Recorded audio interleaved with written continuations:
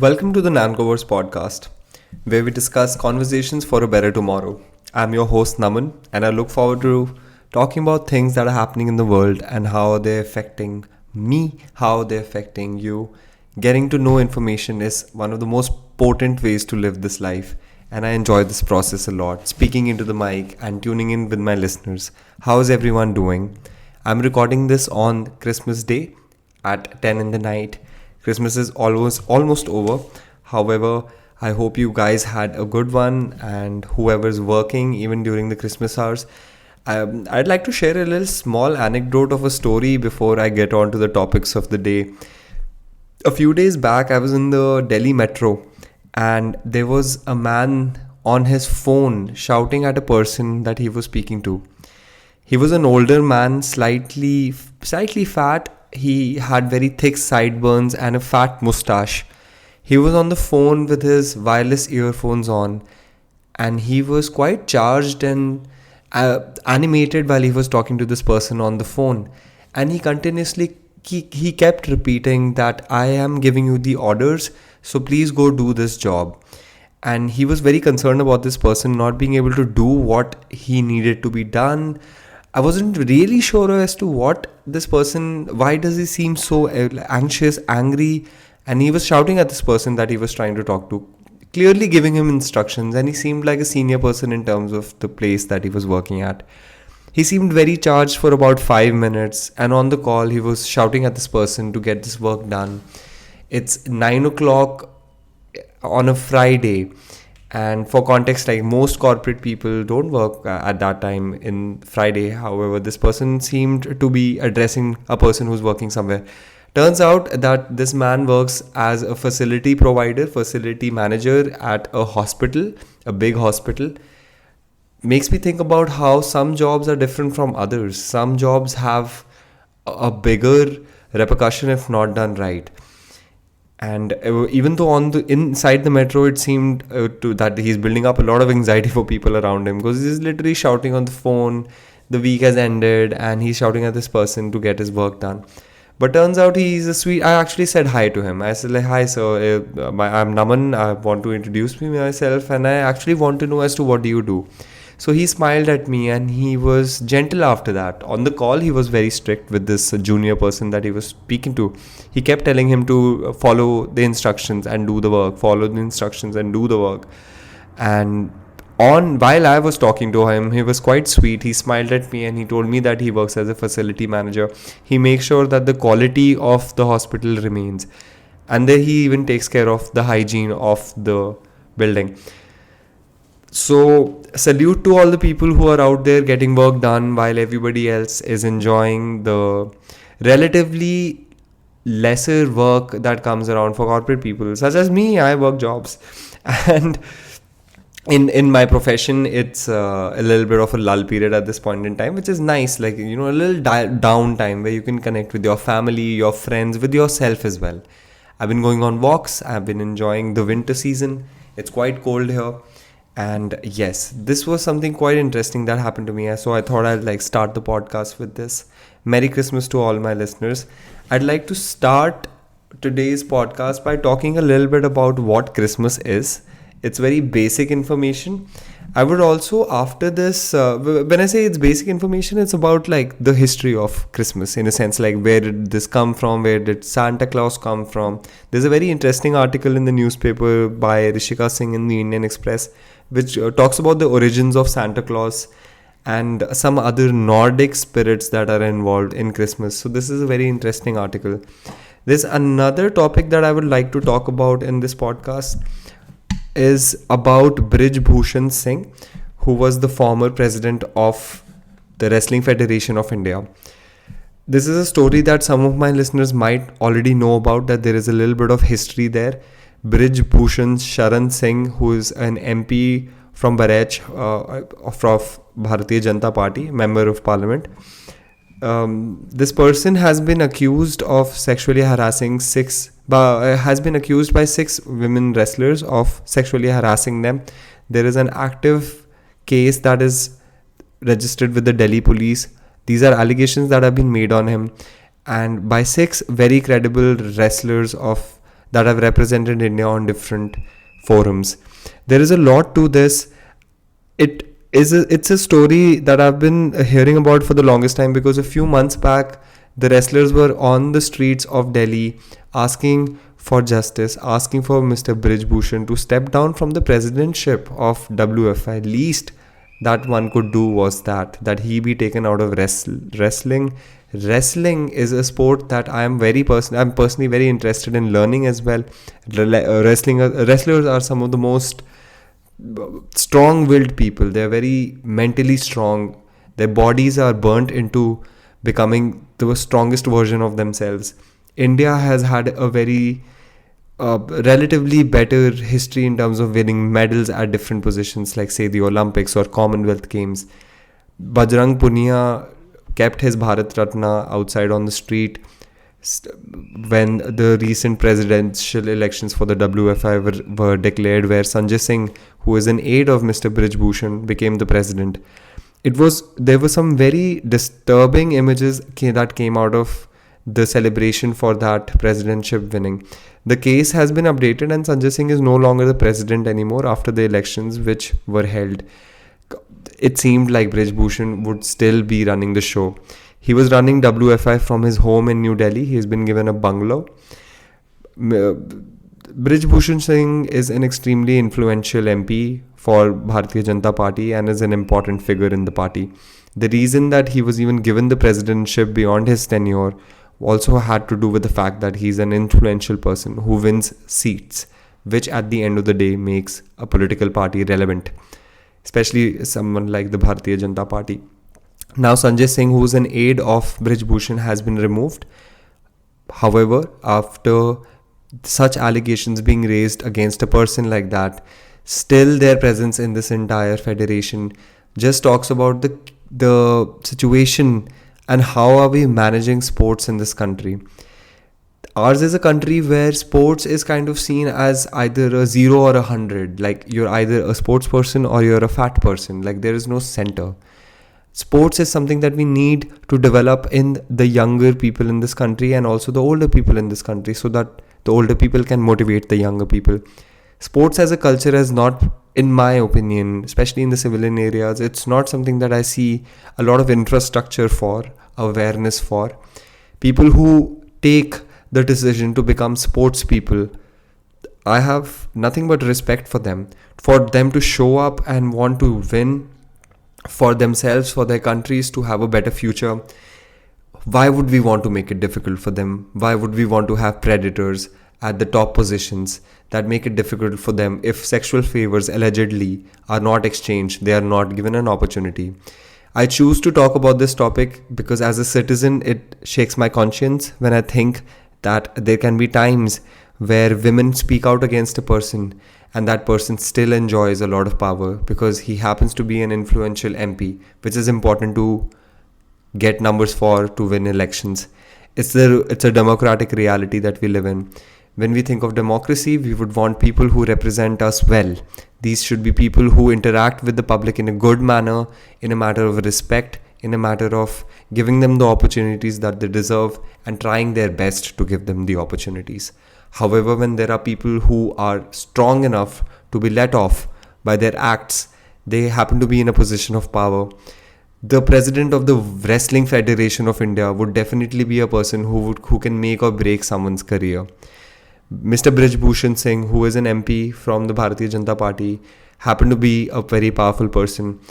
I do not know the details of the case in terms of the investigations that are going on at this point. The Delhi police has 2 FIRs. One of them has been quashed and one is active, which has 6 people which includes Sakshi Malik as well, who also retired from wrestling because Mr. Sanjay Singh was appointed as the president. The reason I have even gone on a little monologue about this story is because it breaks my heart a little bit to see the condition of sports in this country and the amount of it is such a difficult decision to even pursue sports in India. It is definitely a difficult position because there is not much infrastructure and there are so many factors that make it difficult for you in this country. Nutrition is a big part of that. Just the amount of income, like the average income of like people in this country is quite low. And then there are obstacles that can easily be avoided, especially if our institutions are with people who actually care about athletes. These bodies, at least in my opinion, should be run by athletes. Like, just give it to people who are actually genuinely passionate about running federations of bodies, so that they can make proactive decisions. The committees can sit on time, do the work for the athletes, so that we have better athletes in this country, and more younger people have the confidence to come out and actually practice sports, and know that the institutions are there to help them and not to harass them. Harassments have happened in the past, and they might even continue to happen in the future. However, whatever comes out into the public eye should definitely be looked into, and this is a story that I would want to talk a little bit about. This would have to do with understanding who Mr. Brij Bhushan is, and what I really feel about this. It's more of an opinionated thought that I would want to like share with my listeners.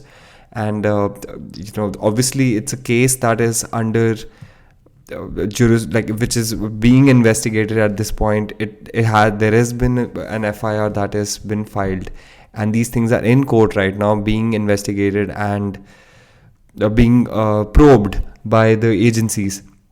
However, just seeing the visuals of your harasser, if these allegations are true, seeing the visuals of your harasser getting away with these things and actually then getting that position back, I feel that's heartbreaking. We even think about why are we not letting, like when we ask people who have faced harassment to come out into the public and actually speak up about these things. This is the kind of treatment that we give to the women of our country. This is the kind of treatment that a lot of women face across the world. As a man, I would be mansplaining if I say what it actually feels like to be sexually harassed by somebody, and then seeing them on TV get away with it. They happen to be a powerful person. Mr. Brij Bhushan Sharan happens to be a powerful person. Their aides seem to be powerful. His influence has brought him to the position that he is in as the ex-president of the Wrestling Federation of India. The amount of years that he was the president, there have been precedents where just the testimony of these women seem like cases where it should have been the case that this person is not relevant in wrestling anymore. At least if you're not putting somebody behind bars because you don't have enough information. If 6 prominent wrestlers have come out against this person, there should have been no case. If there is some person listening to this, in terms of not this audio recording, but if somebody heard this case, say the Prime Minister of the country heard this case and felt that if women's security, even the perception of that, like we all saw what happened in Manipur, that is again one of those cases that brought the conscience of the country to a standstill in terms of realizing what kind of what violence can do. Violence can happen in a mob, violence can happen inside a room as well. And just this case kind of shook me a little bit, and it's just something that I wonder what other people think about. Like, what are men thinking, what are women thinking about this, what are other sports people thinking about this? If you come out against your harasser and not see any action taken against him, on the contrary, you see them boasting about their clout, how would you feel? How would I feel? What if it was my sister? What if it was somebody that I know that was sexually harassed by somebody, but to no avail because this person is powerful? This is a case of not just wrestling, but this is a case where people know of cases in different domains where people in positions of power have abused their power to get sexual favors, to coerce women, to coerce juniors, male and female, into positions that they would not want to be in. They would have to compromise their character, compromise their morality, be silent about it. There have been so many cases, like even recently I've read some very disturbing crimes that come in the newspaper, and they've been coming not just now, they've been coming for years. However, as a young adult, when you read this in a society that's around you, Say there was a case that's been filed against 3 cops where they abducted a minor, and the minor was allegedly raped for an entire year. She was raped for an entire year because they told her that they would frame her brother in a case if that did not happen. These were men in position of power who did this. It takes years for cases to get solved in this country. When I say this, I'm sure, and whoever's listening, I hope nobody listening has had experience of legal slowness, like just the lethargy in the legality and coming to a point where your case can be closed. That's something that takes many, many years in this country. There has been a problem of appointment of judges.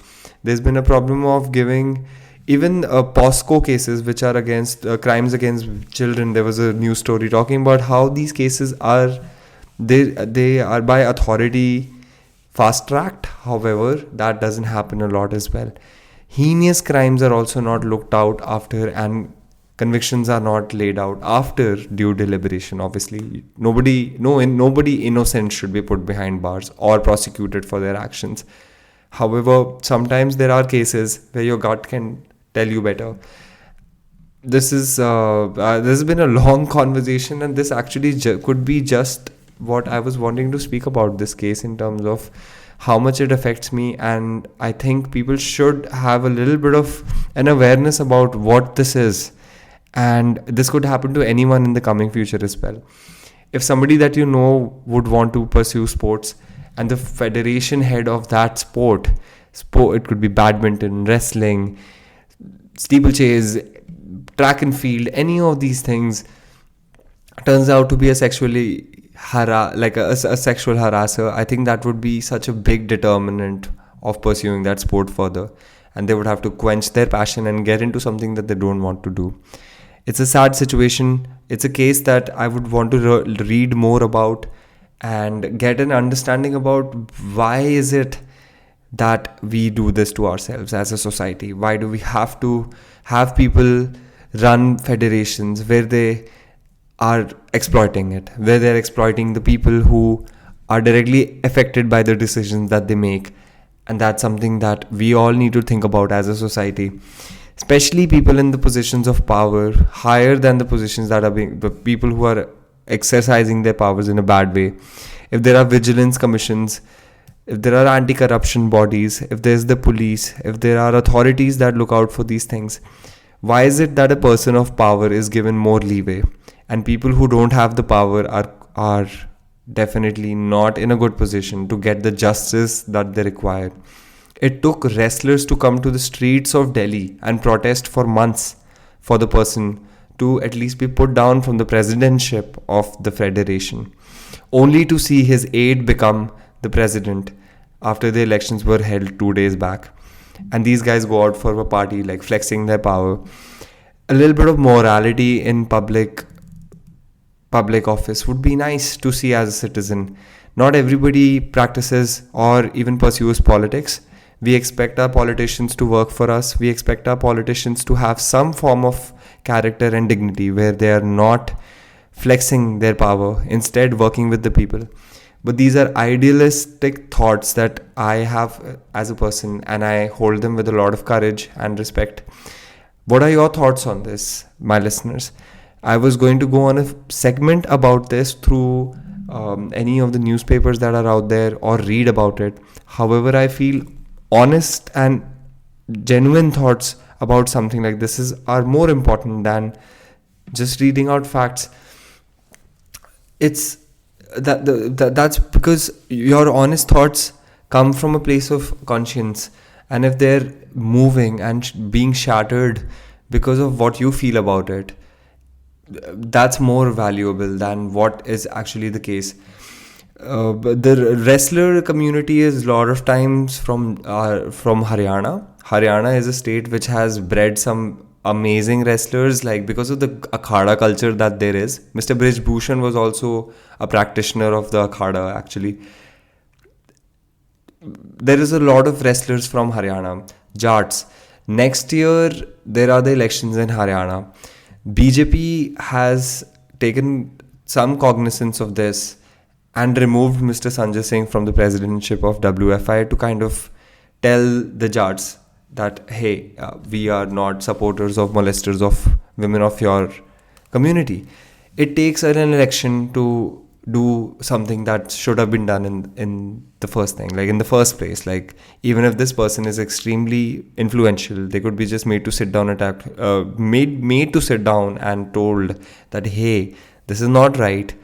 But who does this? Nobody actually, because authority is decentralized when it comes to autocracy. What I mean by that is when there is a little bit of, these are just my thoughts. I'm not reading this out of anywhere. I feel sometimes authority can lead to autocracy, and there is no responsibility for that.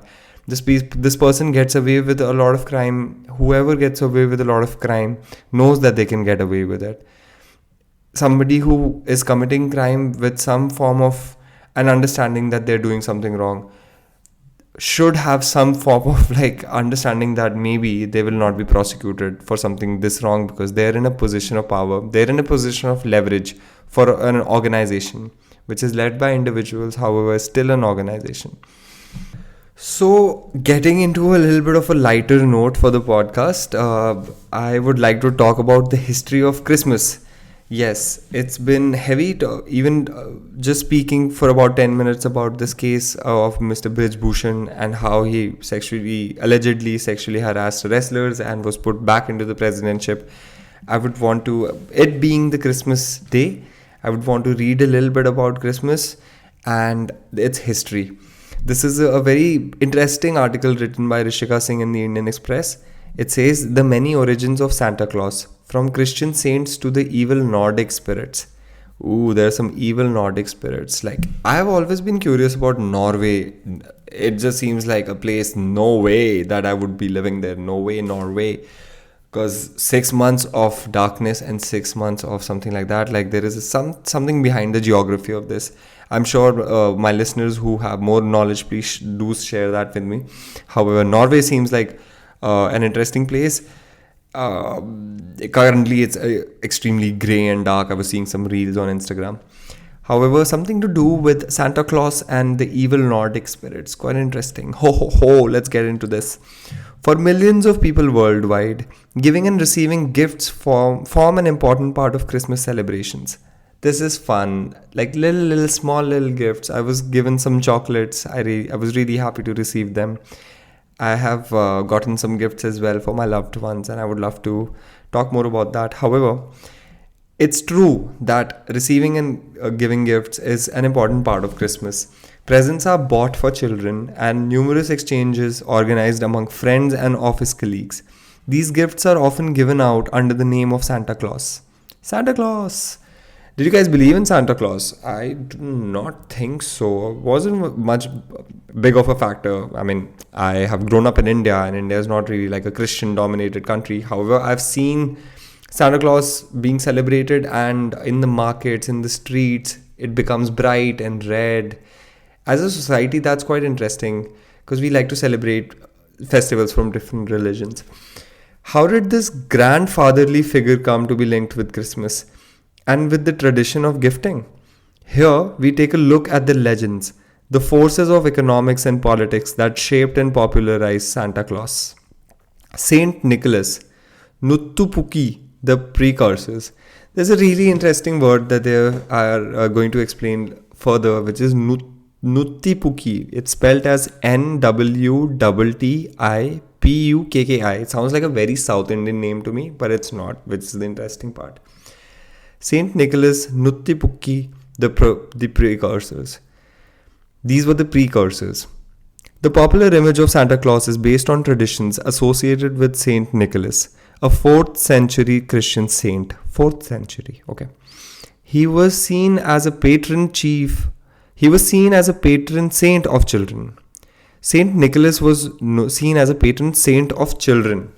Popularly, Nicholas was believed to be the bishop of small Roman town of Myra, present-day Turkey. Myra was present-day Turkey. So, he was seen as a patron saint of children. Popularly, Nicholas was believed to be the bishop of the small Roman town of Myra in the 4th century. The saint was well known among the Dutch, who called him Sinterklaas. Sinterklaas. So Santa Claus sounds a lot like so the Dutch used to call them Sinterklaas, Sinterklaas. When the Dutch came to colonize the region around present-day New York, USA, in the 17th century, they brought in their unique traditions, including Sinterklaas.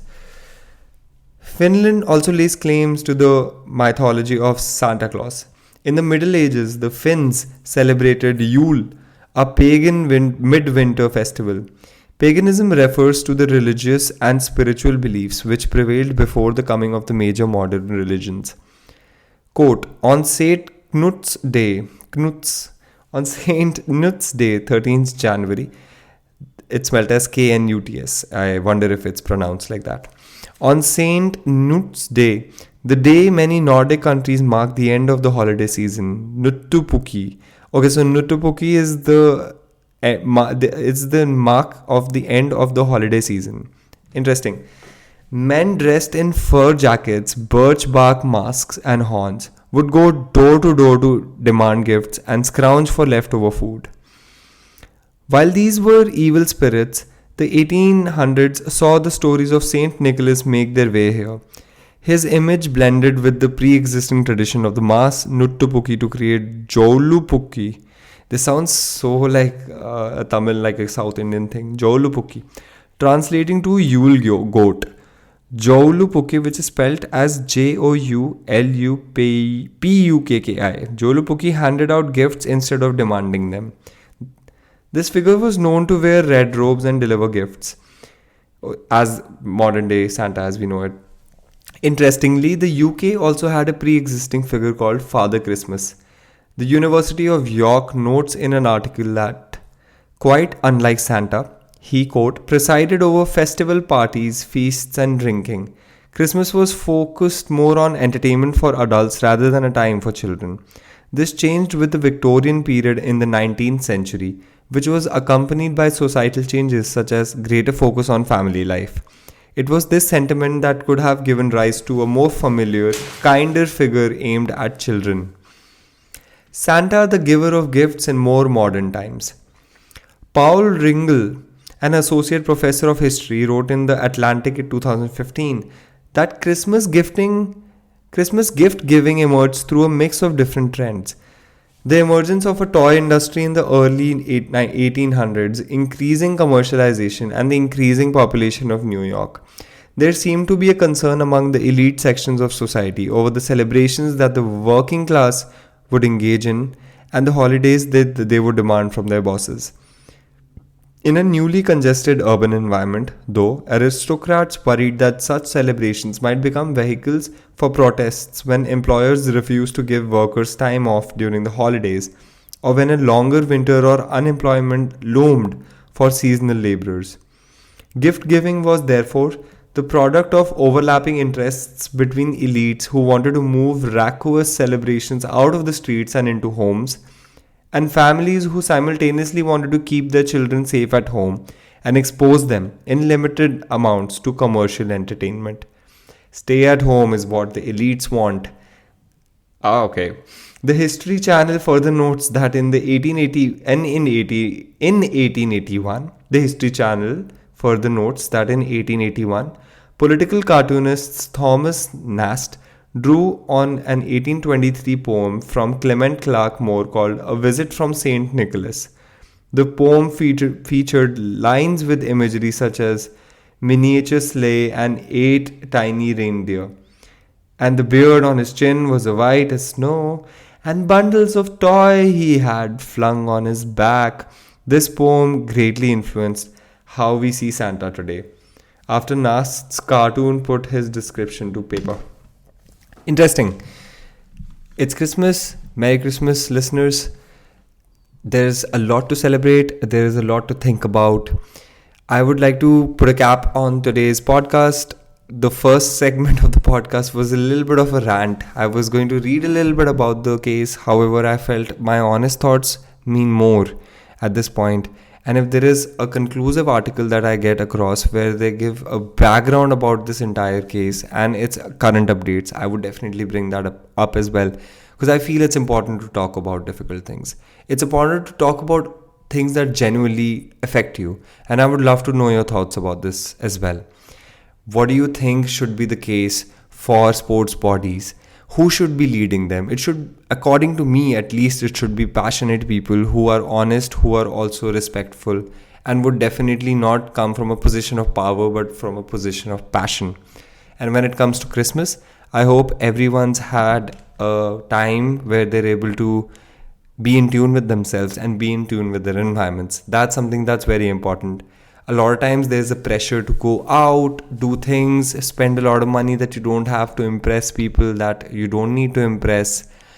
In that entire cycle, it can be difficult and can be mentally challenging for people to actually have fun, to relax, and to enjoy the holidays. As the aristocrats of the article that we were reading about, that they were concerned that if workers are not given the time to chill, then they would become angsty and they would protest during not being given time during peak winters and holidays. However, I hope you guys got time with your family and taken good care of yourself. If you're going through something, say something such as a surgery or a mental health issue, or it could be a lot of a disarray in your room. Like, how's your room, man? Like, that's a question that I ask myself a lot. Like, I hope my room's doing okay. I do try and take care of my clothes. However, sometimes it can become a little disorganized. So take care of yourself, take care of your family. Go for a run if you can, if the air around you is nice. Even if it isn't, maybe you can try a Wim Hof session, something like that. Wim Hof is great. I think that's been a game changer. However, that's a story for another podcast. I hope you guys liked the content of today's episode. It was a little different from our regular stuff, from my regular stuff. I would be very much interested in bringing you different types of stories which are of interest to you. And if you like the podcast, a great way to support it would be to drop a like on the YouTube channel and even share the video with anyone that you think might be interested in listening. And the Spotify episode will also be available on It would be available on Spotify. So tune into Spotify, go there, find me, find the NancoVerse podcast.